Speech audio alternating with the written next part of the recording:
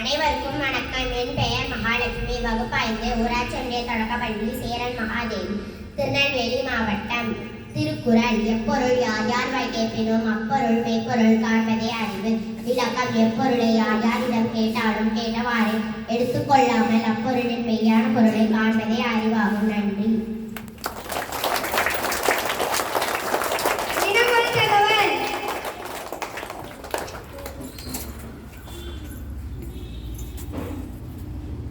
Good evening to all. Good morning to all. I am Vega Kalyan, class Panchayat Union Primary School, Seran Mahadevi in Tirunelveli district. Today message: the weight of human brain is approximately 1.36 kilogram.